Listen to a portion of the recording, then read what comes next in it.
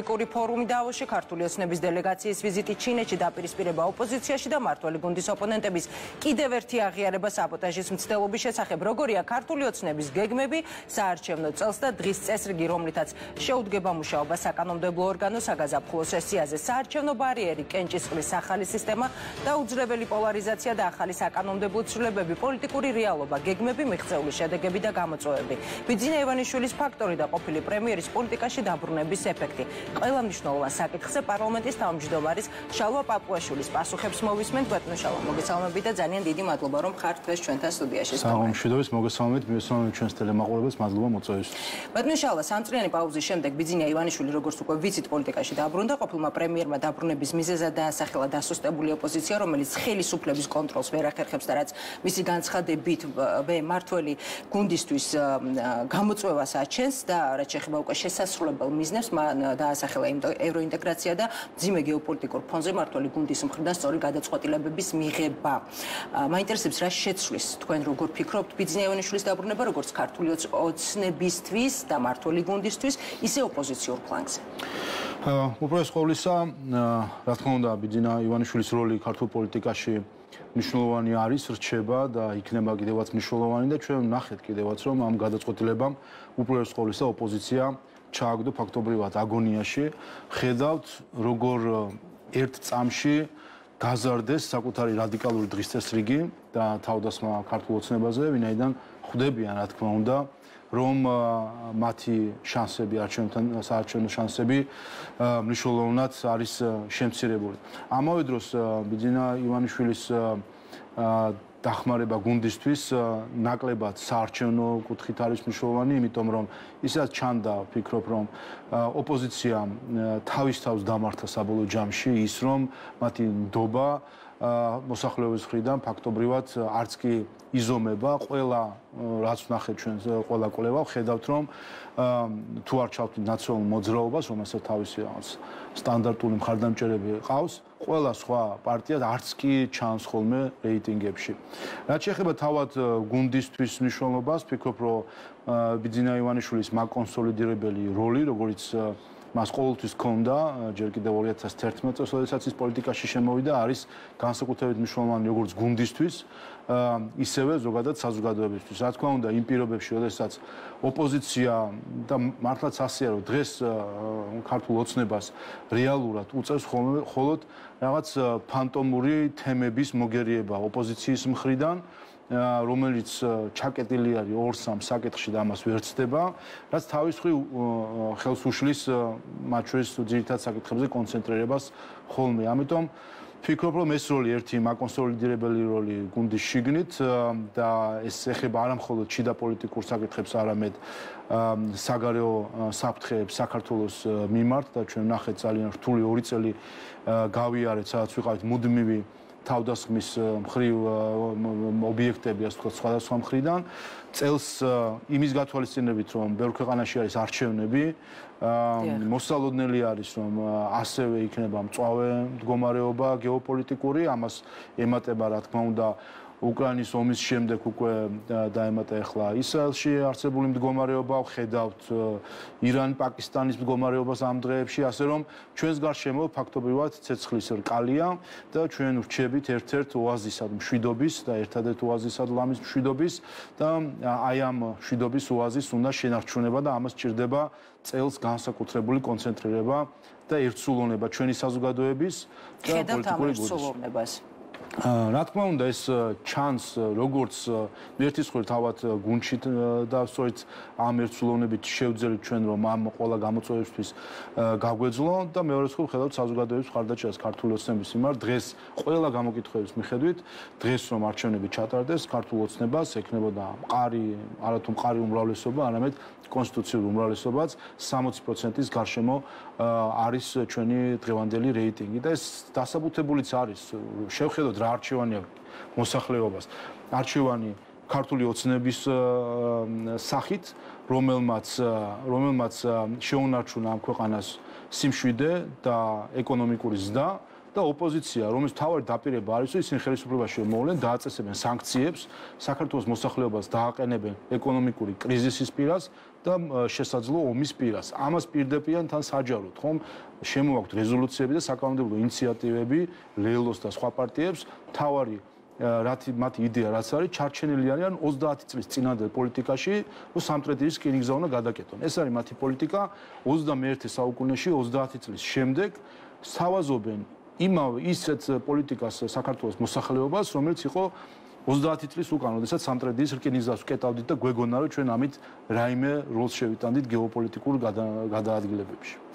ბატონო შალვა, ერთის მხრივ იგივე ივანიშვილის დაბრუნების ნაწილში მაგალითად გახარია აუცილებლად აღინიშნოს, რომ დებატებში იწვევს ბიძინა ივანიშვილს, მეორეს მხრივ იგივე ხაზარაძე, რომელიც თქვენ თავადაც ახსენეთ, ლელო ამ შემთხვევაში ახსენეთ და ხაზარაძე, რომელიც დღეებს ითვლის არჩევნებამდე და მესამეს მხრივ შეიძლება ითქვას, რომ იგივე ნაციონალური მოძრაობის ეს ძალად ერთ-ერთი საყრდენ ძალად ყოველ შემთხვევისთვის ოპოზიციურ ფლანგზე რჩება ამ დრომდე გიორგი ვაშაძე.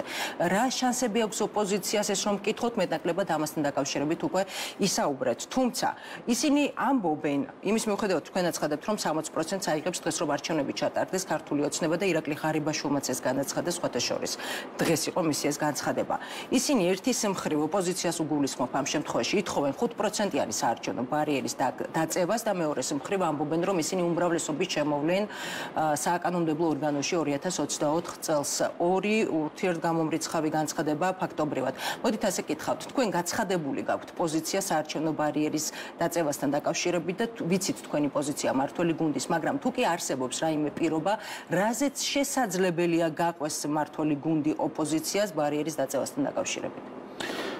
არა, ოპოზიციამ თავი უნდა დაანებოს ქართული ოცნების ხარჯზე მანდატების მიღებას. ეს მათ შეძლეს 2020 წელს, როდესაც 1%-იანი ბარიერი დაწესდა და სამადლოდ მიიღეს ის მანდატები, რომელიც აქვთ და დაკმაყოფილდნენ ამ მანდატებით.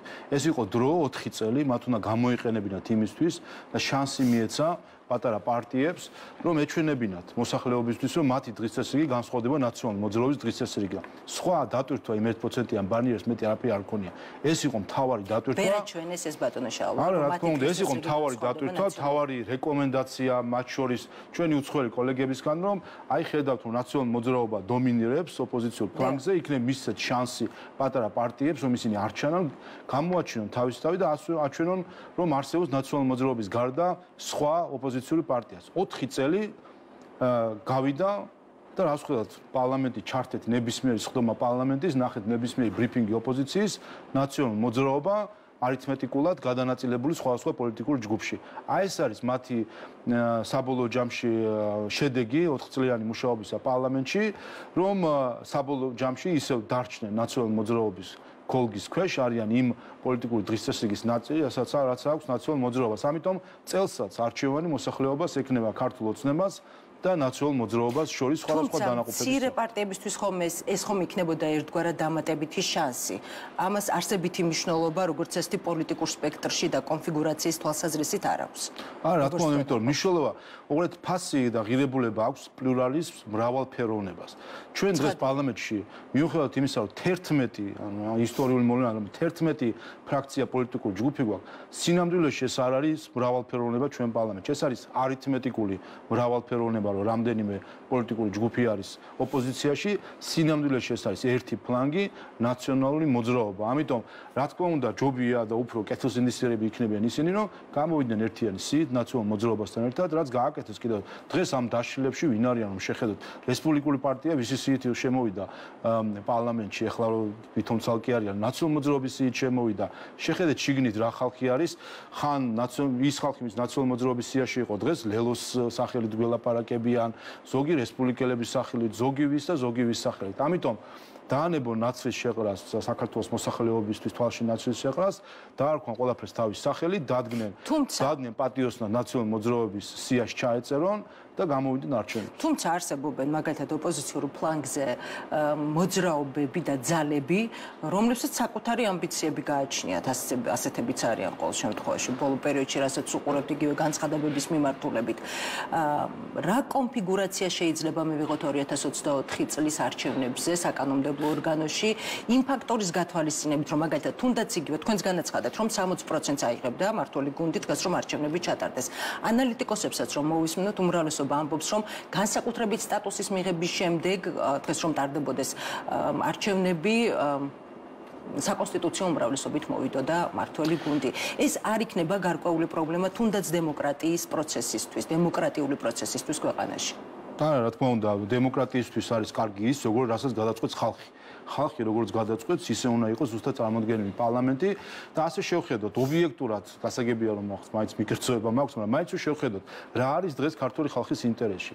რომ ხელისუფლებაში იყოს ქართული ოცნება, ის პოლიტიკური ძალა, რომელმაც გაასამაგა ქართული ეკონომიკა, ის პოლიტიკური ძალა, რომელმაც ევროკავშირთან დაახლოებაში, ის ერთადერთი პოლიტიკური ძალა, რომელმაც ევროკავშირთან რეალურად დაახლოვა საქართველოს ასოცირების შეთანხმებით, ვიზა ლიბერალიზაციით და საბოლოო ჯამში უკვე კანდიდატის სტატუსით, რომელმაც ერთსულ მოსახლეზე მთლიან შიდა პროდუქტი გააორმაგა და დღეს ჩვენ ვართ იმ დონეზე უკვე, სადაც ევროკავშირის წევრი ქვეყნები, ახალი მიღებულები იყვნენ თავის დროზე, როცა გაწევრიანდნენ, დღეს უკვე იმ დონეზე არის ჩვენი ეკონომიკა მისული, ეს პოლიტიკური ძალა უნდათ ხელისუფლებაში, თუ უნდათ ის პოლიტიკური ძალა, რომელიც ბოლო 2 წელი რას თავაზობდა? თავაზობდა, რომ ის ქართულ მოხალისეებს გააგზავნიდა საომრად უკრაინაში, სთავაზობდა, რომ დააწესებდა სანქციებს და ჩაკეტავდა ქართულ ეკონომიკას მთლიანად და ფაქტობრივად მიგვიყვანდა ეკონომიკურ კოლაფსამდე, ეს დათვლილი არის ეკონომისტების მიერ, რომ აი ამას რო დაგვეჯერებინა და რო ყოფილიყო ოპოზიცია ხელისუფლებაში, დაეწესებინა სანქციები, ჩვენ დღეს გვექნებოდა არა 10%-იანი ეკონომიკური ზრდა ბოლო წლების განმავლობაში, არამედ გვექნებოდა -10%-იანი ვარდნა, უფრო მეტი ვარდნა ვიდრე ჩვენ კოვიდის დროს ჰქონდა. დღეს ჩვენ იმ შემთხვევაში რომ გააგზავნიდნენ მოხალისე მებრძოლებს უკრაინაში საომრად, დღეს ჩვენ ვიქნებოდით ან ომის პირას, ან ომში რუსეთთან, ან უკვე დასრულებული ომი იქნებოდა და გასაგებია ვისი ტანკიც იდგებოდა დღეს თბილისში. ასე რომ ამას თავაზობდა დღეს ამ წლებში ოპოზიცია მოსახლეობას და რა თქმა უნდა ამას ხმას არ მისცემს და მეორე რას თავაზობს ოპოზიცია, როდესაც ეგრეთ წოდებულ მესამე ძალის თამაშს თამაშობს. სინამდვილეში რომ არ არსებობს. რას ეუბნებიან ეს მოსახლეობას, რომ სთავაზობენ, რომ ჩვენ მოვალთ კოალიციით. ჯერ ეს როგორი აბსურდი არის, გადახედეთ ნებისმიერ ქვეყანას, წარმოგიდგენთ პოლიტიკური ძალა, რომელიც თავის ამომრჩევას ეუბნება, რომ იცით რა, მე არ მაქვს იმის უნარი, რომ მართო ქვეყანა. მე რაღაცნაირად ცოტა შეიძლება ბოლომდე არ უნდა მენდოთ, ამიტომ სხვებთან ერთად ისე გადაანაწილეთ თქვენი ხმები, რომ მე არ მომცეთ. შეიძლება მე გინდა თუ ხმა მომცეთ, მაგრამ სხვასაც გადაუნაწილეთ, რომ კოალიცია შევკრათ. ან თავის თავსაც კი არ ენდობიან ხელისუფლებაში.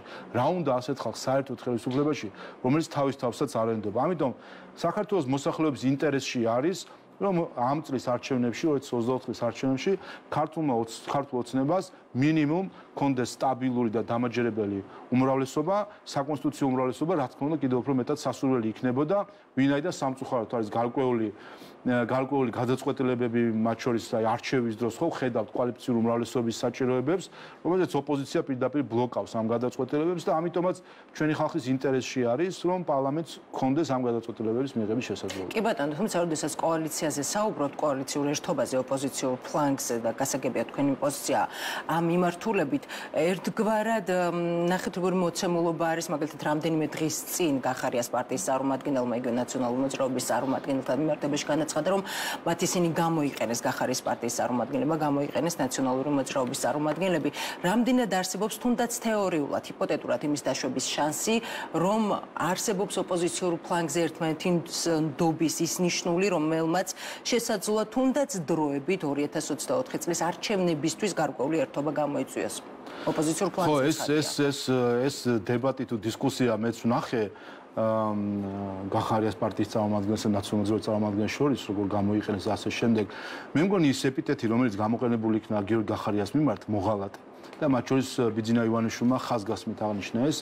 მე მგონი ყველაზე კარგად შეიფერეს ეს ეპიტეტი და მე მგონი რასაც უყურებდით, როგორც ჩანს ნაციონალურ მოძრაობასაც ღალატობენ ახლა ამ შემთხვევაში თუ რა იყო ეს დისკუსია, ცოტა რთული გასაგებია, მაგრამ ფაქტია ერთი რამე, რომ სამწუხარო გზაზე დგას ეს პოლიტიკური გაერთიანება, თავად გიორგი გახარია, ეს ბედი საქართველოში ისტორიაში ქონია რამდენიმე, რომელიც მოღალატეობრივ გზაზე დამდგარა და შესაბამისი ადგილიც მიუჩენია. წაიკითხონ ღამურად და მიხვდებიან სად არის ასეთი ადამიანების და ასეთი პოლიტიკური ძალების ადგილი. ამიტომ ეს ყველაფერი არის ფარსი. არანაირი მესამე ძალები, რაღაც კოალიციები არ არსებობს. არსებობს ნაციონალური მოძრაობა, არსებობს და მის ქოლგის ქვეშ ყოფი პარტიები და ხედავთ ხო ყოველ ჯერზე ხო დასტურდება. იტყვიან რომ არის რაღაც მესამე ძალა, ბოლოს აღმოჩნდებიან ერთად. გახარიას და ნაციონალური მოძრაობის კოალიციას, ნუ ეხლა ერთმანეთს ამადლიან უკვე ვისთან არის კოალიციაში. ლელო თითქოს ცალკე რო უნდა პოზიციონირება და ნუ არ ვიცი ეხლა მაგაცე მეტი ნაციონალური მოძრაობის მხარდაჭერი ნაკლებად არის. თუნდაც რომ გავიხსენოთ 2021 წლის პერიოდი და ნიკა მელიას დაკავების საკითხი, ყველაზე თავგამოდებული ჩამშლელები მაშინ შეთანხმებებისა და ნიკა მელიას მხარდაჭერები ლელო იყო. და ასე რომ ეს ყველაფერი დრო ჭირდება ხოლმე ხანდახან თვეები, კვირეები, მაგრამ საბოლოო ჯამში ვლინდება რომ არის ერთი პოლიტიკური ფლანგი. ამიტომ ჯობია მე მგონი რომ აქედანვე იყვნენ პატიოსანი საქართველოს მოქალაქეებთან 2024 წლის არჩევნებში შექმნან ერთიანი სია ნაციონალურ მოძრაობასთან ერთად, თუ კი მათ მიიღებს ნაციონალურ მოძრაობას სიაში და გამოვიდნენ პატიოსნად და დადგნენ ამ დააყენონ ეს არჩევანი საქართველოს მოსახლეობას. ბატონ შავა, ასეთ პირობებში რამდენად აკეთებთ იმის დაშვებას, რომ ახალი ოპოზიციური ძალა თავად ქართული ოცნების წიაღშივე წარმოიქმნას? არა, არ მგონია ხო ეს რაღაც ესეთ სპეკულაციებიც მსენია და არა რა თქმა უნდა. ჩვენ საკითხს ვუდგებით პასუხისმგებლობით. ჩვენ 2012 წელს ქართულმა ოცნებამ აიღო პასუხისმგებლობა ქართული ხალხის წინაშე, რომ დაემარცხებინა ის ტირანია და ავტორიტარიზმი, რომელიც არსებობდა ნაციონალური მოძრაობის სახით და საქართველო არა მხოლოდ შეეცვალა, ასე ვთქვათ, პოლიტიკური გუნდი იმ დროინდელი, არამედ პასუხისმგებლობა აიღო რომ საქართველოს ასე ვთქვათ განევითარებინა ეკონომიკურად და ექცია ევროპული ოჯახის სრულფასოვან წევრად. თქვენ გახსოვთ ჯერ კიდე მაშინ, თქვენ ეს კარგად გახსოვთ კიდე უფრო ალბათ 2030 რაც ბიძინა ივანიშვილმა როგორც პროექტი დაანონსა და თარიღი და გარკვეული ორიენტირი, რომ ეს უნდა იყოს ის დრო, ის პერიოდი, როდესაც საქართველოს მნიშვნელოვან ასე ვთქვათ, აღშენებლობის შედეგებს უნდა მიაღწიო.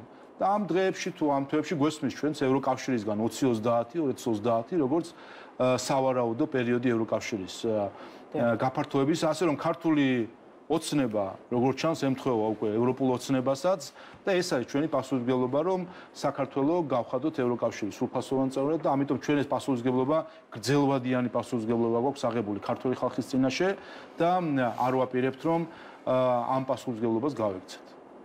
კი ბატონო.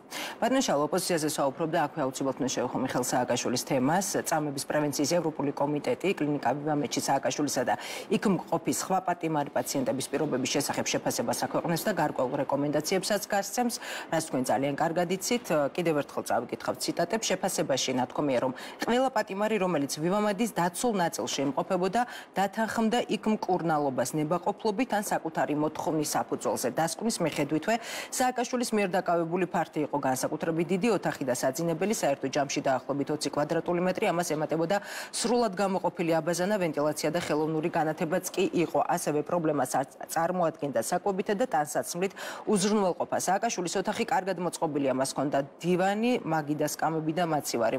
მხოლოდ ბატონ სააკაშვილს ჰქონდა წვდომა ტელევიზიაზე, ბეჭდურდა ონლაინ მედიაზე. სხვა პაციენტებს მხოლოდ ძალიან პატარა ბიბლიოთეკიდან ჰქონდათ ან სახლიდან წიგნებზე წვდომა და არ ჰქონდა ტელევიზიაზე, რადიოსა და პრესაზე წვდომა და ასევე მათივე შეფასებით სააკაშვილის პალატა სამარტო საკანსგავდა. თქვენ საინტერესოა რა ინფორმაცია გაქვთ, თქვათ თუ იქნა მიწოდებული ქართული მხარის მიერ კომიტეტისთვის ის ინფორმაცია,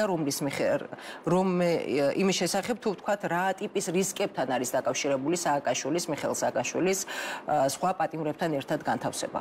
იქნება ეს პალატა თუ საკანი. საერთო ჯამში ტექნიკური საკითხები თუ რაიმე დამატებით მოსაგვარებელია, რა თქმა უნდა, ამას იუსტიციის სამინისტრო მიხედავს, როგორც ვიცი, რაღაც გასეირნებასთან დაკავშირებით, ანუ ეს საკითხები არის, რომლის მოგვარება უმარტივესი არის. მთავარი რაც ამ დასკვნამ თქვა, ჩვენ რა გქონდა ეს 2 წელიწადის რად გვაცხოვრებდნენ, რომ სააკაშვილს აწამებენ, წამლავენ. თუმცა დღესაც გაკეთა განცხადებები მისი გუნდის წარმომადგენლების განცხადებები გაკეთა, მაგრამ ამ პირობებში იმყოფება. წამებასთან დაკავშირებით, ესე იგი, ჯგუფმა თქვა, რომ არანაირი წამება არ ყოფილა. დღესაც წავიკითხეთ ფაქტობრივად ამ დასმოში ითქვა რომ პრეზიდენტი ზელენსკი იტყუებოდა როდესაც საქართველოს აბრალებდა სააკაშვილის წამებას. დღეს ჩვენ გავიგეთ, რომ პრეზიდენტი სანდუ მოლდოვის იტყუებოდა, როდესაც საქართველოს აბრალებდა სააკაშვილის წამებას. დღეს ჩვენ გავიგეთ, რომ ევროპარლამენტარები იტყუებოდნენ, როდესაც საქართველოს აბრალებდნენ სააკაშვილის წამებას. დღეს უკვე გავიგეთ, რომ ბევრმა დასავლელმა პოლიტიკოსმა თავი შეირცხვინა საქართველოს და ქართული ხალხის წინაშე, იმიტომ რომ ტყუილად აბრალებდა საქართველოს სააკაშვილის წამებას. ეს გავიგეთ დღეს. ამიტომ რა თქმა უნდა, რამდენჯერმე სხვა დროსაც მithქვას, მოველით რომ ბოდიშს მოიხდის ხალხი, მაგრამ არ ვიცი, ამის მოლოდინიც ნაკლებად არის ხოლმე ხანდახან. სამწუხაროა, რომ ჩვენ ეს პერიოდი, რაც მიხეილ სააკაშვილი არის საჯავახსოვრელ დაწესებულებაში, მთელი ეს ყველა მეთოდი, აბსოლუტურად ყველა მეთოდი დეზინფორმაციის, პროპაგანდის იქნა გამოყენებული საქართველოს წინააღმდეგ და სამწუხაროა, რომ ამ შემთხვევაში დასავლეთი იყო ის მიმართულება, საიდანაც მოდიოდა ეს დეზინფორმაცია საქართველოს წინააღმდეგ. ჩვენ ვნახეთ, რომ მილიონები დაიხარჯა თურმე, გავარკვიეთ ამერიკის რეესტრის მეშვეობით, რომ მილიონები იყო დახარჯული ლობისტებში იმისთვის, რომ ეყიდათ სტატიები, ეყიდათ სატელევიზიო რეპორტაჟები, ეყიდათ პოლიტიკური განცხადებები და ისიც კი გავიგეთ, რომ ევროპარლამენტის რეზოლუციის პროექტები შედგენილი იყო ამერიკელი ლობისტების მიერ. აი ასე შეირცხვინა საქართველოს წინაშე თავი ბევრმა ორგანიზაციამ და ბევრმა პოლიტიკოსმა დასავლეთში. ამიტომ ფიქრობ, რომ ამაზეც უნდა დავფიქრდეთ, რა იყო ესეთი მამოძრავებელი ძალა, რომელიც მიხეილ სააკაშვილს ასე მფარველობს, რომელმაც ჯერ მას, როდესაც მის წინააღმდეგ სასამართლოები მიდიოდა და განაჩენები იყო გამოტანილი, მას იფარებდა სხვადასხვა ქვეყანაში. მეორე რა იყო ეს ძალა, რომელმაც ის მერე შემდეგ შემოაპარა საქართველოში მიხეილ სააკაშვილი იმისთვის, რომ აქ აერეულობა მოეწყო და ქართველები ერთმანეთს გადავკიდებოდით არჩევნების დღეს და რა არის ის ძალა, რომელიც ასეთ ენერგიას ხარჯავს იმისთვის, რომ იყიდოს მედია, იყიდოს პოლიტიკური განცხადებები და იყიდოს სხვადასხვა რეზოლუციები. არ ვიცი, ამაზე უნდა იფიქროს ხალხმა და ამაზე უნდა მათ შორის უნდა იფიქროს იმაზე, რა გამოწვევების წინაშე დგას ხოლმე საქართველოს ხელისუფლება, რომელსაც უწევს ჩვენა ეს წელიწად ნახევარი ვიზბრალდებოდა ეს წამება, მოწამლა, ხო, ჩვენ გვარდებოდა. იუსტიციის მინისტრი გახსოვთ, თქვენ რა თავდასხმის ობიექტი იყო, პრემიერ-მინისტრი, მთავრობა, პარლამენტი, ჩვენ ყველას ეგ ბრალდებოდა, რომ ადამიანს იქ ხორცებს ვაგლიჯდით რამის და ვაწამებდით და საწამლას ურევდით საჭმელში. ეს ხო რეალურად ბრალდებოდა, სერიოზული ადამიანები ლაპარაკობდნენ ამას, პრეზიდენტები და პარლამენტის წევრები ლაპარაკობდნენ ამას, უცხოელები, ხო? ამიტომ აი ამ ყველაფრის გაძლება მოუწია საქართველოს ხელისუფლებამ და ისე გავატარეთ ეს 2 წელი საქართველოს ამ ყველაფერს, ამ ყველა გამოწვევებში, რომ პარალელურად 10%-იანი ეკონომიკური ზრდა ქონდა, პარალელურად ერთი მისხალი საქართველოს ეროვნული ინტერესზე არ დაგვითმია. ასე რომ, რა თქმა უნდა, ამ ყველაფერს ხედავს მოსახლეობა და რა უკვირს ახლა ოპოზიციას უკვირს, რომ ამ ტყუილების შემთხზელები, ან ისინიც არ არიან შემთხზელები, ისინი შემსრულებლები არიან ხოლმე საბოლოო ჯამში და დირიჟორები სხვები არიან, მათ მისცემს საქართველოს მოსახლეობა ხმას იმ ადამიანებს, რომლებიც საკუთარ ქვეყანას ემტერებიან და საკუთარი ქვეყნის ეროვნული ინტერესების წინააღმდეგ. ბატონო შალვა, ნახეთ დღესაც პოზიციის ნაციონალური მოძრაობის წარმომადგენლების მხრიდან გაკეთდა იმ ტიპის განცხადებები, რომ ეს დასკვნა იძლევა იმის საფუძველს, რომ მიხეილ სააკაშვილის გათავისუფლება მოხდეს. მე მინდა კიდევ ერთი ციტატა წავიკითხო წამების პრევენციის ევროპული კომიტეტის დასკვნიდან.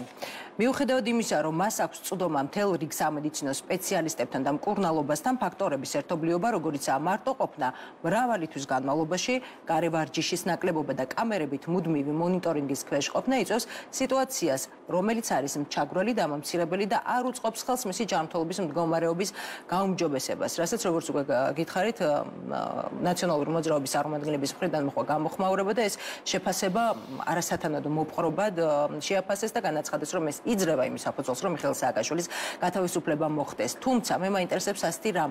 თქვენ როგორც მმართველი გუნდის ერთ-ერთი ლიდერს ხომ არ გაქვთ გარკვეული ინფორმაცია, რამდენად შეიძლება ეს დასკვნა აღმოჩნდეს იმის საფუძველი, რომ მიხეილ სააკაშვილის გადაყვანა მოხდეს საშალახსრულების დაწესებულებაში უკვე ვივაყოთ. არათუ დასკვნა არსებობს ადამიანის უფლებათა ევროპული სასამართლოს გადაწყვეტილება, რომელმაც სასამართლო აქტი არის, რომელმაც შეისწავლა ეს საკითხი და დაასკვნა, რომ არანაირი საჭიროება არ არსებობს მისი გადაყვანის. მისი ჯანმრთელობის თუ დატოვების არ არსებობს საჭიროება სადმე მისი გადაყვანის. ასე გახსოვთ მოთხოვნა იყო მაშინ რომ არანაირი რაც შეეხება მის ჯანმრთელობის და საკანში გადაყვანები არის ამას წვეტენ ექიმები და ექიმების განსაცვეტია ამ დეტალების მე მგონი საზოგადოებისთვის არ არის საინტერესო. მთავარი არის დიდი სურათი, დიდ სურათში კი მიხეილ სააკაშვილის ჯანმრთელობის თუ რაიმე პრობლემა შეექმნა, ამაში დამნაშავეები არიან მისი მფარველები და მისი მხარდამჭერები. მხოლოდ ისინი და თვითონ რა თქმა უნდა უპირველეს ყოვლისა. იმიტომ ჩვენ გვახსოვს ხომ, როდესაც მან შიმშილობა გამოაცხადა და თავს ზიანს აყენებდა იმიტომაც აყენებდა ზიანს, რომ მას იმედს აძლევდნენ, აი ეს რეზოლუციები, ის უცხოელი პოლიტიკოსების განცხადებები, ის დემარშები დიპლომატების, ის ექიმები, რომელიც მე წინდებით გაქონდათ ჩუმად ანალიზები და ასე შემდეგ, აი ეს ყველაფერი მას იმედს აძლევდა, რომ ცოტაც ერთი დღეც იშიმშილე, ერთი კვირაც მიამატე, ცოტა კიდე დაიკელი და გიხსნით ციხიდან აუცილებლად. აი ეს ამ იმედებს რო აძლევდნენ, მათ მიაყენეს ზიანი მიხეილ სააკაშვილის ჯანმრთელობას და იმედია ის ადრე თუ გვიან მიხვდება, რომ მისი ეგრეთ წოდებული მეგობრები სინამდვილეში მისი ყველაზე დიდი მტრები აღმოჩნდნენ, იმიტომ რომ დაწერეს ფაქტობრივად ადამიანი ის ასე ვთქვათ აძლევდნენ იმედს, რომ ცოტაც კიდე იშიმშილე, კიდე დააზიანეს საკუთარი თავი და შემდეგ დაგეხსნით და არანაირი დახსნა არ იქნება. მიხეილ სააკაშვილმა უნდა მოიხადოს თავისი სასჯელი ქართველი ხალხის წინაშე ჩადენილი და რა თქმა უნდა მისი რეჟიმის მსხვერპლები იმსახურებენ იმას, რომ კალვინის უზენაესობა აღსრულდეს. კი ბატონო. კარგით. პარლამენტის საგაზაფხულო სესიაზე უნდა კითხოთ, რა იქნება საინტერესო არის პრიორიტეტი, აი ამ თემაზეც გადავიდით, შესასრულებელი არის 9 რეკომენდაცია, როგორ წარმოგიდგენიათ საინტერესო ეს პროცესი იმ პირობებში და მაშინ, თქვათ, როდესაც ოპოზიციასთან აყოფიერი თანამშრომლობის გამოცდილება ყოველ შემთხვევაში ამ დრომდე არ გვაქვთ. თუნდაც იგივე 12 რეკომენდაციის მიმართულებით და ეს პროცესიც კარგად გვახსოვს. უპირველეს ყოვლისა ჩვენ 2024 წელს შევდივართ ახალი ბიუჯეტით, რომელიც მათ ახალი რეკორდები მოხსნა და რომელიც თლიანად ორიენტირებული არის ჩვენი მოსახლეობის საჭიროებებზე, რომელშიც არის როგორც სოციალური, ისე სამედიცინო მიმართულებით, განათლების მიმართულებით უამრავი პროექტი თუ დაფინანსება ჩადებული იმისთვის, რომ ჩვენი მოსახლეობის კეთილდღეობა კიდევ უფრო მეტად დაიწიოს და პირველი რიგში, რაზეც ვაპირებთ ჩვენ მუშაობას და რაც არ ჩანს ხოლმე აი ამ ასე ვთქვათ ოპოზიციის ყიჟინაში, რომელიც 2-3 თემაში არის ჩაკეტილი, არ ჩანს ხოლმე ის საქმე, რომელსაც რეალურად საქართველოს პარლამენტი აკეთებს იმ საკანონმდებლო ინიციატივებით, რომელიც ჩვენი ქვეყნის მოსახლეობის ინტერესებს ემსახურება და საქართველოს მთავრობასთან ერთად სწორედ აი ამაზე ზრუნავს. ამიტომ ჩვენი მთავარი სინამდვილეში, ჩვენი მთავარი საქმიანობა იქნება ამისკენ მიმართული, რომ კიდევ მეტად გავზარდოთ ჩვენი მოსახლეობის კეთილდღეობა, კიდევ უფრო მეტად შევამციროთ ის გაჭირვება, რომელიც სხვადასხვა სეგმენტში შეიძლება არსებობდეს, ეს იქნება პირველი მიმართულება. რაც შეეხება 9 ასე ვთქვათ რეკომენდაციას, რომელიც უკავშირდება უკვე მოლაპარაკებების დაწყებას, ჩვენ აქ მივყვებით იმ სამუშაო გეგმას, რომელიც ჰქონდა.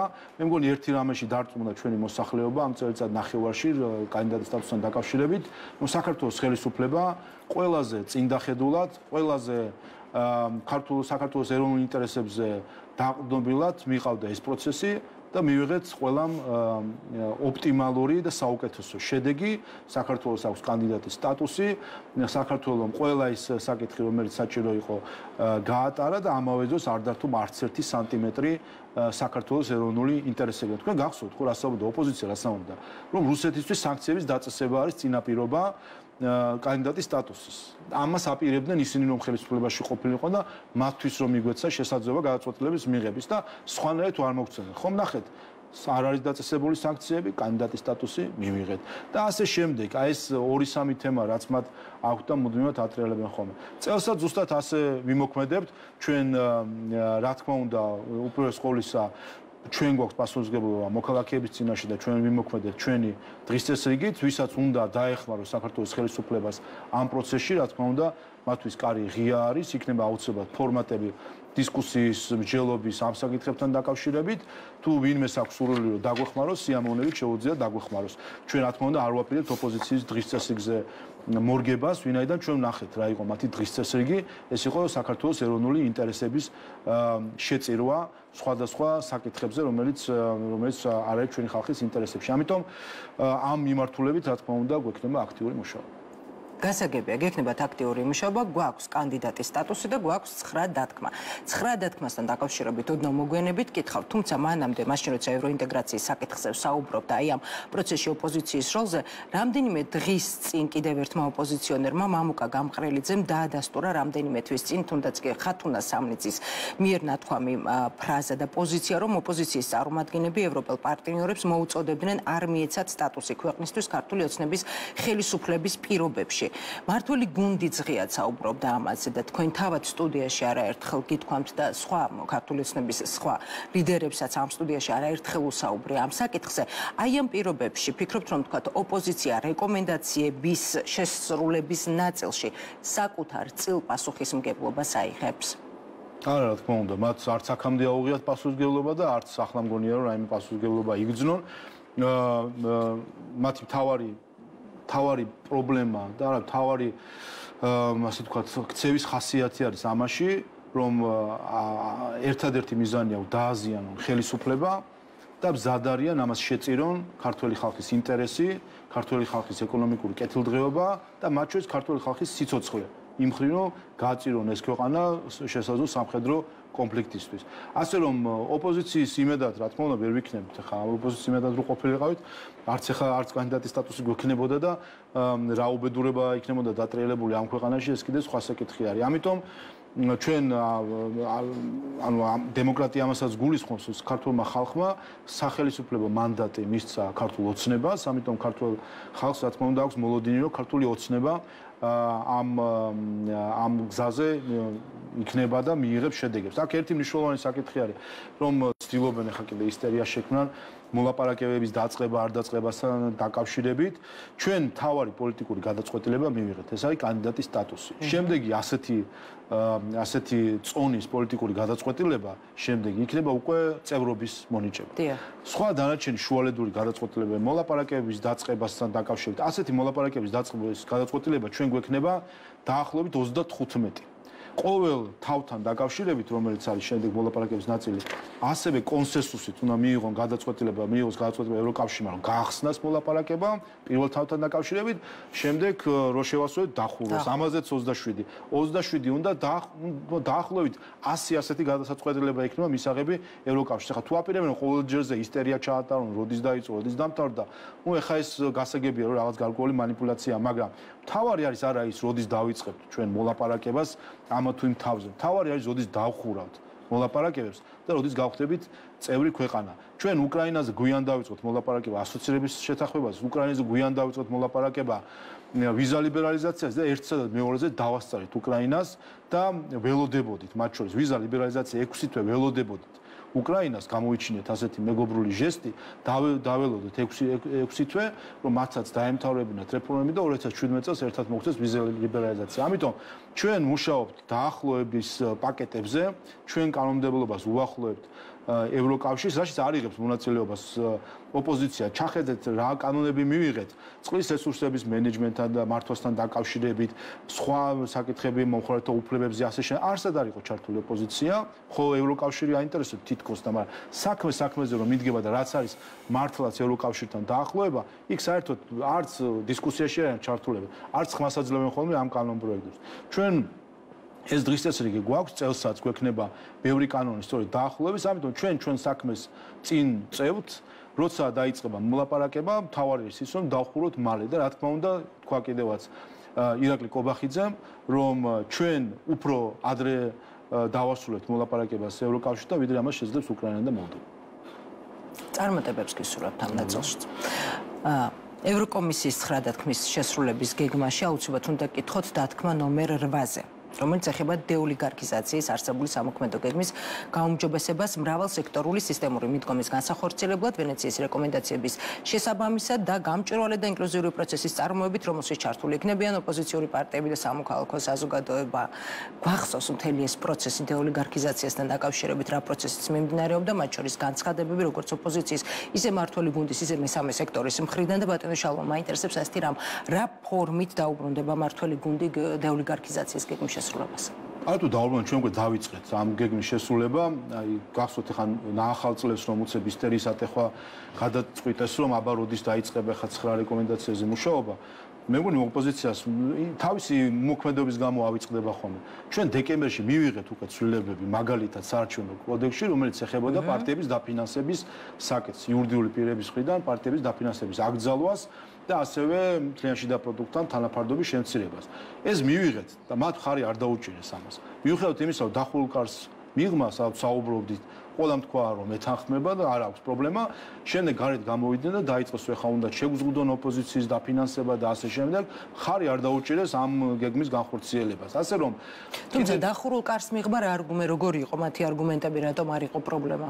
არ იყო იმიტომ რომ ერთის მხრივ მათაც და ზოგადად იურიდიული პირების მხრიდან დაფინანსება არ არის იმდენად დიდი, ასე ვთქვათ, ზოგადად ერთის მხრივ და მეორეს მხრივ არ ხედავდნენ ამაში რამე პრობლემას და თან მოთხოვნა არის ვენეციის კომისიის რეკომენდაცია იყო ესეც, ისევე როგორც თლიანი შიდა პროდუქტთან თანაფარდობის დაწევა და ანუ არგუმენტი რაიმე საწინააღმდეგო არ ქონიათ და ხომ ერთის მხრივ ხო აბრალებენ ხოლმე ქართულ ოცნებას რომ რაღაცა ბიზნესი და ასე შემდეგ, მაგრამ აი ბიზნესის თუ იურიდიული პირებისგან დაფინანსების შეზღუდვა არის აბატონო იყო რეგულაცია და მხარი არ დაუჭირეს. ანუ ახსნა არ აქვს. თქვენ ვცდილობთ რომ რაიმე რაციონალი მოძებნოთ ოპოზიციის მოქმედებაში. ერთადერთი რაციონალური ახსნა მათ მოქმედებაში არის ის, რომ არ დაფიქსირდეს, რომ ისინი ქართულ ოცნებასთან ერთად რაიმეს უჭერენ მხარს და აქვთ რაიმე თანხმობა.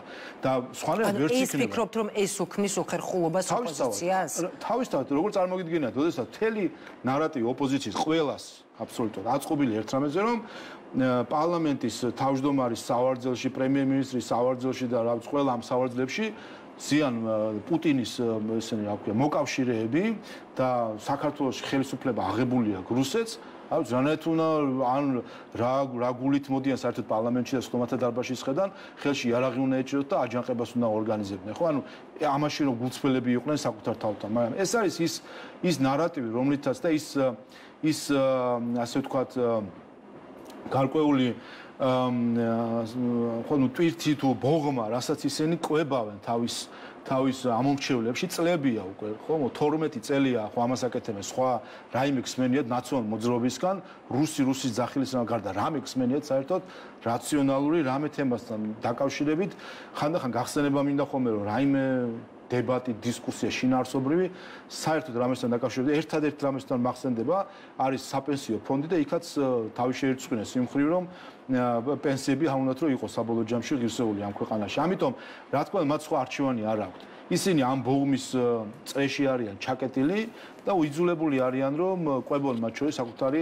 ამომრჩევლები ამით. ამიტომ არანაირი მოლოდინი რომ ნაციონალურ მოძრაობამ ის სატელიტები რამის ხარს დაუჭერენ, რა თქმა უნდა, ჩვენ არ გვაქვს.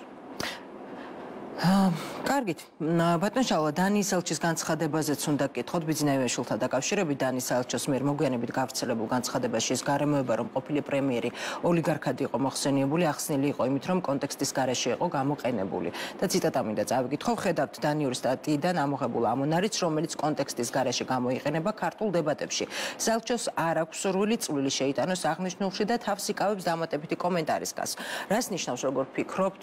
თქვენი პოზიცია როგორია, თქვათ ელჩის და მეორეს მხრივ საელჩოს განცხადებები აი ამ კონკრეტულ საკითხთან მიმართებაში. ამაზე თქვი კიდევაც ის ახსნა რომ კონტექსტი არ იყო სწორად გაგებული, ნუ ეს ერთ-ერთი შევა მიუთითებს თავად ელჩის არაკომპეტენტურობაზე, ვერ შეძლო მან როგორც ჩანს სათანადო კომპეტენტურობით გადმოეცა საკუთარი მოსაზრება სათანადო კონტექსტში.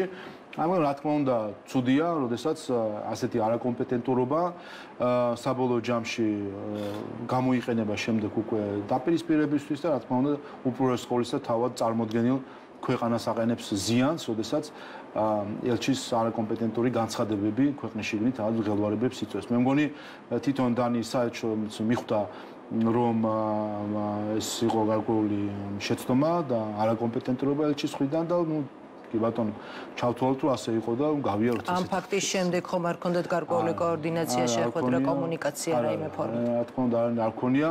ამიტომ ფაქტია რომ განცხადება გულისხმობს იმას რომ მას არ უნდა ამის თქმა, ეს ასე არ გულისხმია, ეს იყო სხვა კონტექსტი, არ ვიცი სიტყვა შეეშალა თუ რა მოვიდა, ჩავთვალოთ რომ გავიარეთ ეს თემა. ბატონ შალა, სამებაში მოხდა რუსია მონოფაქცია უნდა გითხოთ, თემები საკმაოდ ბევრი არის.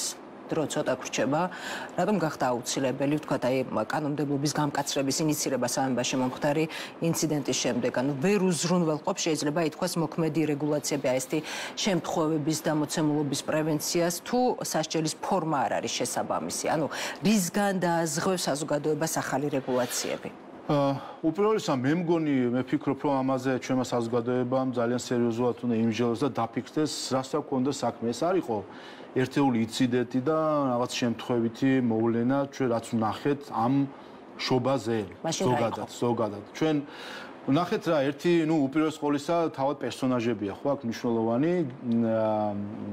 ჩვენ ვნახეთ ბატონი კანდელაკი, რომელმაც თავდაპირველად დადო ვიდეო სამების საკათედრო ტაძრისა და ჩვენ ვიცით რომ მოვისმენთ შემდეგ რომ ეს ხატი იქ უკვე რამდენიმე თვეა თუ წლებია უკვე არის და მე მაქვს დიდი ეჭვი რომ ეს ამბავი ცნობილი იყო უკვე ბატონი კანდელაკისთვის დიდი ხნით ადრე და ის ინახავდა ამას სპეციალურად შობის დღისთვის. იმისთვის რომ რაც შეიძლება მეტი ზიანი მიეყენებინა ქართული ეკლესიისთვის და ბატონი კანდელაკი გამოირჩევა ზოგადად საქართველოს წინააღმდეგ რაღაც გარკვეული მოქმედებებით და რაღაც არ ვიცი მე ასეთი რა ცხოვრება უნდა განვლო ადამიანმა რომ ეს მანტიის მოსხმის სურვილი ქონდეს და იყოს საკუთარი ქვეყნის და საკუთარი ქვეყნის ეკლესიის მტერი. და ფიქრობ რომ მან ეს შემოინახა ამ დღისთვის სპეციალურად იმისთვის რომ შეიძლება მეტი ემოციები ყოფილიყო. ნახეთ შემდეგ და ცდილობდა ეს რა თქვა საზოგადოების მიეწოდებინა როგორც სტალინის ხატი. ხოჩუის დღემდე ის იყენებს ამ ტერმინს სტალინის ხატი, იცის რა თქმა უნდა ძალიან კარგად რომ ეს არანაირი სტალინის ხატი არ იყო და სპეციალურად აკეთებს ამას რა თქმა უნდა რომ დაამძიმოს ემოციურად. მიზანი არის ეკლესიის წინააღმდეგ ბრძოლა. და ეს არ არის პირველი შემთხვევა. ბატონი კანდელაკი, ხო ეს კი ცალკე მომენტი არის, რომ ის გახლავთ არასამთავრობო ორგანიზაციის თავს, ასე ვთქვათ, წარმოაჩენს როგორც არასამთავრობო ორგანიზაციის წარმომადგენელი სოვლაბის, რომელიც კიდე თავის მხრივ გამოირჩევა ეკლესიის წინააღმდეგ ბრძოლით. ამავე დროს ის არის ევროპული საქართველოს პარტიის პოლიტსაბჭოს წევრი. ეს კიდე ერთხელ აჩვენებს რა აბსურდში არის საერთოდ გადასული ჩვენი არასამთავრობო სექტორი, სადაც პოლიტიკოსებს წარმოგვიდგენენ არასამთავრობო სექტორად, რომელსაც აფინანსებს შემდეგ უცხოელი დონორი და აქ უკვე ძალიან მკაფიოდ იკვეთება უცხოელი დონორების პასუხისმგებლობა და საბოლოო ჯამში ჩვენ რაც ვნახეთ, ეს არის და ეს პარტია კი თავის მხრივ გამოირჩევა ქართული ეკლესიის წინააღმდეგ ბრძოლით და იმ ეპითეტებით, რომელსაც იყენებენ საქართველოს ეკლესიის და პატრიარქის წინააღმდეგ.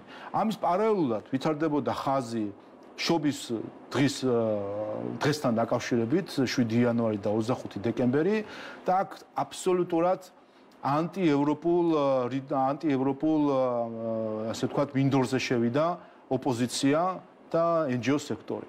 მათ ფაქტობრივად დააპირისპირეს ეს ორი თარიღი ასე რომ 25 დეკემბერი ეს არის ევროპა და 7 იანვარი ეს არის თითქოს რუსეთი. აქედან ერთი ნაბიჯიღაა დარჩენილი რომ მართლმადიდებლურ სარწმუნოებაც გამოაცხადონ რუსულ სარწმუნოებად. აი ერთი ნაბიჯი აქვს დარჩენილი და ამას სერიოზულად უნდა შეხედოს ჩვენმა საზოგადოებამ. და ჩვენ ვისმენდით ფაქტობრივად გაუგონარი რაღაც ხდებოდა და გარკვეულწილად არ ვიცი ეს შეიძლება უკვე ჩვენი ემოციური რაღაც რეაგირებაზე უარის თქმის რაღაც ასე გორეობაში ვართ რომ რეალურად მილიონობით მორწმუნეს თქვენ მე სხვებს უთხრეს რომ 7 იანვარს თქვენ აღნიშნავთ რუსულ დღესასწაულს. და სხვა ჩვენს იცით ვინ თქვა ეს გარდა იმისა რომ კანდელაკი და სხვა ასე ვთქვათ ოპოზიციონერი იყო მათ შორის ეს განცხადება გააკეთა ბატონმა ბექამ ინდიაშვილმა რომელიც არის სახალხო დამცველთან არსებული ტოლერანტობის ცენტრის ხელმძღვანელი. და ამიტომ მე სახალხო დამცველსაც მინდა მიმართო. როდესაც ტოლერანტობის ცენტრს ხელმძღვანელობს ადამიანი რომელმაც საჯაროდ განაცხადა რომ 7 იანვარს შობის აღნიშვნა ეს რაღაც ანტიდასავლური სიბრიყვე, ხუშტური და ბოღმა. როგორ იღებს ისიც, როგორც ქრისტიანი ადამიანი, მათ შორის ლევან იოსელიანს გულისხმობ, მასაც იგივე შეურაცხყოფა მიაყენა, როგორც თქვენ, მე და მილიონობით ქართველ მორწმუნეს, როდესაც ჩვენ გითხარით, ჩვენ 7 იანვარს არა ქრისტეს შობას აღვნიშნავთ, არამედ აღვნიშნავთ რაღაც სიტყვით ამას ამბობდა ფაშისტურ რაღაც სლავონისტურ თუ რაღაც დღესასწაულს, რომელიც არის ანტიდასავლური სიბრიყვე. აი ამას გვეუბნება ჩვენ ტოლერანტობის ცენტრის ხელმძღვანელი ასეთი არატოლერანტული განცხადებებით. ამიტომ მე საჯაროთაც მიმართავ ბატონ ლევან იოსელიანს, სახალხო დამცველს, რომ არ ვიცი ეს ტოლერანტობის ცენტრის ახლა თავის შინაარსი ან თუ შემადგენლობა რა არის, მაგრამ როდესაც მათ ხელმძღვანელობს ადამიანი, რომელიც რელიგიურ შეუმწყალებლობას იჩენს და რომელიც პირდაპირ ანტიეკლესიური რადიკალიზმით არის დაკავებული და ეს არ არის მისი ერთადერთი განცხადება, ის გამოირჩევა ზოგადად ქართული ეკლესიის მტრობით და პატრიარქის წინააღმდეგ მათ შორის მტრობით და მტრული რიტორიკით, რა თქმა უნდა, ეს უპირველეს ყოვლისა სახალხო დამცველის ინსტიტუტსაც, როგორც კონსტიტუციურ ინსტიტუტს აყენებს ჩრდილს და მე შეგახსენებთ, რომ ჩვენ გვაქვს საპარლამენტო ომბუდსმენის სისტემა და ჩვენთვის, რა თქმა უნდა, მნიშვნელოვანი როგორც პარლამენტისთვის, რომ სახალხო დამცველის ინსტიტუტს არ მიადგეს არანაირი ჩრდილი. ამიტომ მე იმედი მაქვს, რომ ამაზე შესაბამისი რეაგირება ექნება, რა ვიცი, ვინც აქ არის პასუხისმგებელი ამაზე, არატოლერანტობა და რელიგიური შეუმწყალებლობა ტოლერანტობის ცენტრის ხელმძღვანელისგან, ეს უკვე თავის მხრივ ოქსიმორონი არის, იმიტომ რომ თავის თავს გამორიცხავს გარკვეულ წილად და მიმედი მაქვს, რომ სახალხო დამცველს ამაზე ექნება შესაბამისი რეაგირება. და მეორე, ჩვენ ფაქტობრივად და შემდეგ უკვე რაც ვიხილეთ, ანუ პირველი შეიქმნა ისტერია, აბსოლუტური ყალბი ისტერია. თარიღთან დაკავშირებით, ეს აბსურდი არის და აღარ მინდა ამის ახსნა დავიწყო, იმიტომ რომ საერთოდ თვითონ ის რომ NGO-ებმა და პოლიტიკოსებმა ჩათვალეს, რომ მათ აქვთ უფლება რომ ისაუბრონ საეკლესიო კალენდართან დაკავშირებით, ეს ცალკე მოვლენა არის საერთო ჯამში. და მეორე და იგივე ხათთან დაკავშირებით ეს ისტერიის შექმნეს და ამ ისტერიამ მიგვიყანა. ხათთან დაკავშირებით აუცილებლად. ამ ისტერიამ მიგვიტანა საბოლოო ჯამში იმიქამდე, რომ პირველად დამოუკიდებელი საქართველოს ისტორიაში მოხდა ეკლესიაში ხატის შეურაცხყოფა. მე სხვა არ მახსენდება. პირველად დამოუკიდებელი საქართველოს ისტორიაში ადამიანმა გაბედა და ეკლესიაში შეურაცხო ხატი. აი ეს მოხდა და ამასაც თითქოს რაღაც ვიგებთ ნორმად, თუ არ ვიცი, თითქოს რეაქცია ამაზე რა უნდა იყოს, მაგრამ ამას უნდა შეხედოს ახლა ყველამ. ყველამ ვინც როგორ დაიწყო ეს ისტერია და იმ NGO-ების მონაწილეობა ამ ისტერიაში და ამ მათ შორის სხვადასხვა კონფესიებთან მიმართებაში ბატონო შალვა, ნახეთ რელიგიურ ნიადაგზე, როდესაც ყოფილა და წლების განმავლობაში ასეთი რამდენიმე შემთხვევა იყო, როდესაც ყოფილა თქვა გარკვეული შეხლა-შემოხლა, სიტყვიერი დაპირისპირება, მათ შორის თქვა გარკვეული აქტიურობა, არასასიამოვნო და ასე შემდეგ, არასამთავრობო სექტორი და მესამე სექტორი ზოგადად გამოირჩეოდა აქტიურობით და ასეთი მკვეთრი და მწვავე განცხადებებით. ამ კონკრეტულ შემთხვევაში მესამე სექტორი დუმდა. რით ახსნით მათ აი ამ დუმილს? იმიტომ ისინი მონაწილეობდნენ ამაში. ანუ ზუსტად მესამე სექტორი თუ გულისხმობთ არასამთავრობო ორგანიზაციებს, SOVLAB-ის წარმომადგენელი ბატონი კანდელაკი, რომელიც შეთავსებით არის პოლიტსაბჭოს წევრი ევროპული საქართველოსი. SOVLAB-ის წარმომადგენელმა მთლიანად დადგა ეს სკანდალი ყველა თავისი ვიდეო გაფორმებებით თუ შემდეგ სტატიების მიზღვნით ამ საკითხთან დაკავშირებით. ასე რომ ისინი მონაწილეები არიან. თქვენ რა გონიათ ახლა შემთხვევითი არის რომ თუ დააკვირდებოდით მათ შორის სოციალურ ქსელში ზოგიერთი NGO-ს აქტივობას დემონსტრაციულად 25 დეკემბერს რო ულოცავდნენ შობას ქართულ ხალხს და რომ დუმდნენ 7 იანვარს. ეს რას ნიშნავს? კიდევ ერთხელ ერთი ნაბიჯი გაქვს დარჩენილი რომ მართლმადიდებლობა გამოაცხადონ რუსულ რელიგიად. ერთი ნაბიჯი გაქვს დარჩენილი. ამიტომ აქ ვფიქრობ ახლა უკვე ერთად აქ უკვე თავისი წილი პასუხისმგებლობის აქვთ იმ დონორებს, რომლებთა დაუდევრობითაც მივიდა აქამდე მდგომარეობა, რომ პირველად დამოუკიდებელ საქართველოს ისტორიაში ეკლესიაში მოხდა ხატის შეურაცხყოფა. ამიტომ დონორების პასუხისმგებლობამდე მიდის საბოლოო ჯამში. ამ ყველა ორგანიზაციის უკან დგას გარკვეული დონორი და მე სხვადასხვა დროს მქონია მათთან საუბარი სხვადასხვა რაღაც ასეთ გადაცდომებთან დაკავშირებით, რომ და მაშინ არის რომ ჩვენ ვაფინანსებთ და არ ვერევით და არ არის ეს აღარ ჩარევა, აღარ გამოვა, იმიტომ რომ დაფინანსებით ისინი ერევიან.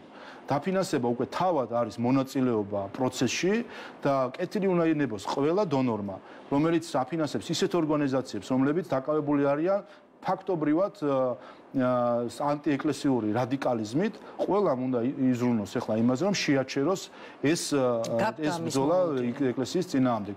მე რა თქმა უნდა მაქვს მოლოდინი ამის, იმიტომ რომ აქ არ არის რაიმე ბოროტი განზრახვები ხო დონორების მხრიდან. ეს არის გარკვეული არ ვიცი რატომ ჩამოყალიბდა ზოგ დონორშეს დამოკიდებულება, მუდმივი გადაფარება თავისი NGO-ებზე, რომ აღაცნაირად არ მოხდეს მათი კრიტიკა, არ მოხდეს მასზე ზემოქმედება, რა ვიცი, მილიონი ასეთი მაგალითი შეგვიძლია ვთქვათ, როდესაც ობიექტურ კრიტიკას, იმის ნაცვლად რომ მოხდეს ამაზე რეფლექსია და გარკვეული რეაგირება, ხდება უაპელაციო დაცვა თავის მიერ დაფინანსებული NGO-ების და აი აქამდე მივყავართ საბოლოო ჯამში. საინტერესო არგუმენტები, როდესაც თუ კი არის საპირწონე არგუმენტები და თუ კი მიეწოდებათ მათ ეს საპირწონე არგუმენტები, ასეთ შემთხვევაში ვთქვათ, რა შეიძლება იყოს მათი мотиваცია დაცვის ნაწილში, NGO-ების დაცვის ნაწილში. ეს რაღაც გარკვეული სიფრთხილე ასე ვთქვათ, თითქოს ხელისუფლება არის ძლიერი, NGO სექტორი არის სუსტი და ხელისუფლება არ დაჩაგროს NGO სექტორი. მე მგონი დღესდღეობით 21 საუკუნეში ცოტა ამოტრიალებული არის მდგომარეობა. იქნება ეს მედია თუ სხვა ინსტრუმენტები, რომელიც არსებობს, ეს უთანასწორობა ხელისუფლებასა და თქვათ არასამთავრობო სექტორს შორის აღარ არის ისეთი დიდი და ისეთი ვერტიკალური, ასე ვთქვათ, რომელიც შეიძლება მე-20 საუკუნეში იყო და 90-იან წლებში იყო, ან 2000-იან წლებში იყო. დღეს NGO-ებს უფრო აღარ ესე სხვა დროსაც მithქვამს. დღეს ყველაზე დიდი 5 NGO, რომელიცაც ვთქვათ, რომელსაც ელიტურ NGO-ებსაც ვეძახით ხოლმე და მონოპოლიზირებული აქვს ფაქტობრივად საგრაფო დაფინანსება, ყველაზე დიდი 5 NGO, რომელიც რეალურად პოლიტიკურ პარტიებად არიან და ისე იქცევიან, რეგისტრირებული რო იყვნენ პოლიტიკურ პარტიებად, იქნებოდნენ თავისი ბიუჯეტით ყველაზე მდიდარი პოლიტიკური პარტიები. მათ შორის რიგ შემთხვევაში შეიძლება ქართულ ოცნებაზე მეტი ბიუჯეტიც ქონოდათ, მაგრამ გარანტირებულად იქნებოდნენ აი ქართული ოცნებას და ნაციონალ მოძრაობის შემდეგ იქნებოდა 5 NGO და შემდეგ ეს ყველა პატარა პარტიები. რომელია ეს 5 დიდი მსხვილი ელიტური NGO? ვინც არის ასე თქვა ცნობილი დიდი NGO-ები, საერთაშორისო გამჭვირვალობა და ასე შემდეგ, რომელსაც წლიური ბიუჯეტი აქვს 3-4 მილიონი ლარი. და ამის საპირწონედ რო აიღოთ, არ ვიცი, რესპუბლიკური პარტია, რომელიც წლიური ბიუჯეტი არის 200,000 ლარი. რა თქმა უნდა, შემდეგ ასეთ პარტიებზე დომინირებს მათ შორის ასეთი NGO და რა თქმა უნდა, მე ასეთი NGO-ები თავის თავს უფლებას აძლევენ და ესეც ხო გვახსოვს თავად აღიარეს შემდეგ, რომ სახალხო დამცველის არჩევის დროს აი ამ სწორედ პატარა პარტიების წარმომადგენლებზე მიდიოდა პირდაპირ ზეწოლა არასამთავრობო ორგანიზაციების მხრიდან, რომ ხარი არ დაეჭირათ ლევან იოსელიანისთვის და რატომ მიდიოდა ეს ზეწოლა, რატო აძლევენ თავის თავს ამის უფლებას ეს NGO-ები, იმიტომ რომ მათ აქვთ ფინანსური რესურსები, მათ აქვთ მხარდაჭერა და იციან, რომ მათ შეუძლიათ ზემოქმედება პარტიებზე და აქედან გამომდინარე თავს აძლევენ, რომ პოლიტიკოსებზე, თავისუფალი მანდატის მქონე დეპუტატებზე მოახდინონ ზეგავლენა. ასე რომ კიდევ ერთხელ რაც შეეხება აი ამ უპრეცედენტო კოორდინირებულ თავდასხმას ქართულ ეკლესიაზე, რომელიც ჩვენ შობას ვიხილეთ და სხვათა შორის მოსახლეობასაც მინდა კიდევ ერთხელ უთხრა. ამ შობის თარიღზე რო აქვთ ერთი ამბავი ატეხილი ამ NGO-ებს და ოპოზიციას. აღდგომასაც ჩვენ სხვათა შორის სხვა დღეს აღნიშნავთ, ვიდრე ამას აღნიშნავს დასავლური ეკლესიები. ამაზე რატომ არ აქვთ პროტესტი? რატო ამაზე არაფერს არ ამბობთ საერთოდ? ხო, არა, სხვა დროსაც სხვა არ ქონიათ. ამიტომ კიდევ ერთხელ ეს იყო პირველად ასეთი მასშტაბური თავდასხმა ქართულ ეკლესიაზე. პირველად დამოუკიდებელი საქართველოს ისტორიაში მოხდა ეკლესიაში ხატის შეურაცხყოფა და ფაქტობრივად გადალახული იქნა ძალიან მნიშვნელოვანი წითელი ხაზები. ამიტომ ახლა მნიშვნელოვანი არის, რომ ყველამ გაანალიზოს ეს, როგორც იმ NGO-ებმა, პარტიებმა და თითქოს ჩუმად რომ იყვნენ ზოგიერთები და თავის ტელევიზიებს რო ალაპარაკებდნენ გულისხმობ ლელოს ნაციონალურ მოძრაობას. აბა შეხედეთ TV პირველის და მთავარის სარედაქციო პოლიტიკა იმ დღეებში რა იყო. იდგნენ და მღვდელსახურება შეჩერებულ ადამიანებს აკომენტარებდნენ კათოლიკოს პატრიარქის ეპისტოლეს და პირდაპირ დაკავებული იყვნენ ზუსტად იმ ნარატივს ატარებდნენ, იქნებოდა ეს ამ ეგრეთ წოდებული სტალინის ხატის, ანუ ტყუილი ტერმინი, აი რუსული კანონი ხო დაარქვეს, არა აი სტალინის ხატი, აი აბსოლუტური ტყუილის გამოგონება ბრენდირება, გარკვეული ესე ვთქვათ, მიწებება სახელის და ამაზე ემოციებზე თამაში. ასე რომ ყველას და მათ შორის განსაკუთრებით დონორებს მოუწოდებ, რომ ჩახედონ რითი არიან დაკავებული ის ორგანიზაციები, რომელსაც ისინი აფინანსებენ, ნახონ მათი იმ შემთხვევაში და ნახონ, რომ ის მტრული რიტორიკა, რომელიც ზოგიერთ NGO-ს აქვს საქართველოს ეკლესიის წინააღმდეგ, ამ მტრულ რიტორიკას ისინი იზიარებენ თუ არა და თუ არ იზიარებენ, რა თქმა უნდა, შესაბამისად უნდა კონდეთ რეაგირება ამ საკითხზე. გასაგებია, თქვენი პოზიცია წერილიც კარგად ვიცით, წავიკითხეთ, არაერთხელ შინაარსიც გავიაზრეთ. კი ბატონო, თუ ვინმეს არ აქვს საკითხული, ვურჩევ რომ წაიკითხოს. ბატონო შალვა, აუცილებლად უნდა გკითხოთ, ბოლოს გვემის გათვალისწინებით, რომ დრო პრაქტიკულად ამოიწურა, ეს არის ორი უმნიშვნელოვანესი ვიზიტი და აუცილებლად თქვენ მოლოდინთან დაკავშირებით. ერთი მსოფლიო ეკონომიკური ფორუმი დავოსში და ირაკლი ღარიბაშვილი, მეორე ირაკლი კობახიძე და ქართული ოცნების დელეგაციის ვიზიტი, ქართული ოცნების დელეგაციის ვიზიტი ჩინეთში. მაინტერესებს თქვენი მოლოდინი როგორი არის? აი ამ ვიზიტებიდან რა შედეგებს ელოდებით და რამდენად მნიშვნელოვანი არის ეს ჩვენი ქვეყნისთვის და რატომ არის რაც მთავარია მნიშვნელოვანი საქართველოს თითოეული მოქალაქისთვის. უბრალოდ ყოველისა ჩვენ ნახეთ პრემიერ-მინისტრის და ვიზიტი დავოსში, რომელიც უპირველეს ყოვლისა რა თქმა უნდა ეკონომიკურ საკითხებს ეძღვნება ხოლმე და მათ შორის პრემიერ-მინისტრის გამოსვლა სხვადასხვა თემებთან დაკავშირებით და მისი შეხვედრები, რაც არის ერთ-ერთი ასე ვთქვათ, ეპიცენტრი დღეს პოლიტიკური საკითხების განსახილველად.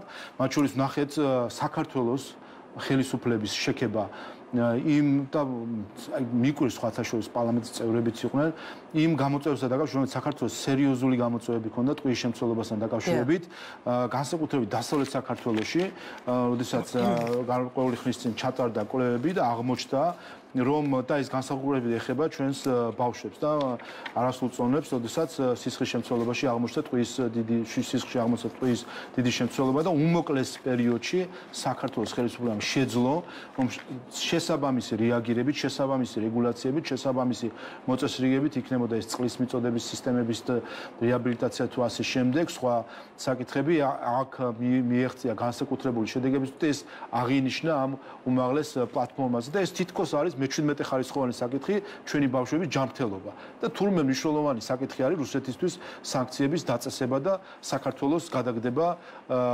ეკონომიკურ კრიზისში ყოფილა მათთვის მნიშვნელოვანი. ამიტომ ეს იყო ძალიან მნიშვნელოვანი შეხვედრები და ვიზიტი და ასევე ჩინეთს რაც შეეხება. და აქაც კიდე მინდა ორი საკითხსა გავუსვა ხაზი. ერთი ჩვენ ხედავთ პირდაპირ თავდასხმებს საქართველოს ხელისუფლების პოლიტიკაზე, რაც შეეხება ჩინეთთან მიმართებაში, მათ სწორედ სტრატეგიულ ურთიერთობებს და ამავე დროს, აი ჩვენ ხომ მთელი ჩვენი 30 წლიანი დამოუკიდებლობის პერიოდში ხო და მათ შორის ამ დამოუკიდებლობას მივიღებთ. რაზე ვსაუბრობთ? განსაკუთრებულ როლზე საქართველოს როგორც დამაკავშირებას ევროპასა და აზიას შორის. რომ ვინ არის ევროპა და ვინ არის აზია? ევროპა არის ევროკავშირი, აზია არის რა თქმა უნდა უპირველეს ყოვლისა ჩინეთი. თუ შევხვდეთ ეკონომიკურად. ჩვენ ვართ ერთადერთი ქვეყანა რეგიონში, რომელსაც აქვს თავისუფალი ვაჭრობის შეთანხმება როგორც ევროკავშირთან, ისე ჩინეთთან. და ეს არის სწორედ ფუნქცია ხიდის. და ჩვენს ოპოზიციას უნდა ჩვენ ვიყოთ ბორანი. რომელსაც ვისაც უნდა მე მოგვაწვება და ერთი ნაპირიდან რომ მეორეში გადაგვაყანინოს თავი და ეს არ არის ჩვენი ფუნქცია. ჩვენ აქ სატელიტები ვიყოთ და ბორანის ფუნქცია გქონდეს და საიდან დაუბერავს ნიავი, მე იმის მიხედვით გადავწიონ, ან ერთ ხარეს გადაგვიყვანონ და შეკვეთებით ვიაროთ ერთი ნაპირიდან მეორე ნაპირზე.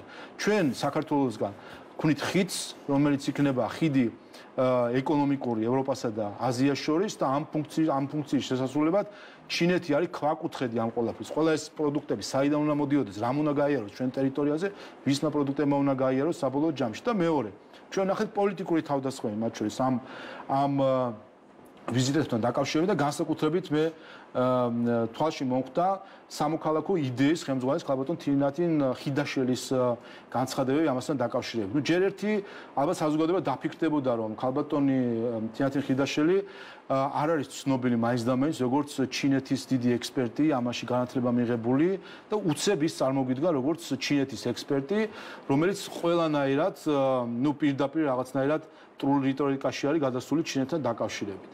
და თუ შეხედავთ ეს ორგანიზაცია ვისგან ფინანსდება, თქვენ იქ აღმოვაჩენთ, რომ ის პირდაპირ დაფინანსებას იღებს ტაივანის სახელმწიფოსგან. ტაივანის დემოკრატიის ფონდი არის მისი ორგანიზაციის დამფინანსებელი, არის ასევე სხვა ფონდი ტაივანის, რომელიც იღებს იღებს მისგან დაფინანსებას, პირდაპირ ამ ტაივანიდან არის დაფინანსებული და რა თქმა უნდა გასაგები არის თუ საიდან უბერავს მისთვის ნიავი და რატომ აქვს მას სწორედ გამორჩევა, ამიტომ მის ვებგვერდზე დევს ამ ხრივ გამჭვირვალე არის და აჩვენებს კიდევაც ამას და ეს არის ხომ ამაზე ვსაუბრობთ ჩვენ ადრე როდესაც ვამომდეთ უცხოურ გავლენებზე ქართულ პოლიტიკაში და როგორ ხდება არასამთავრობო სექტორის გამოყენება იმისთვის რომ გავლენა მოახდინონ ქართულ პოლიტიკაზე.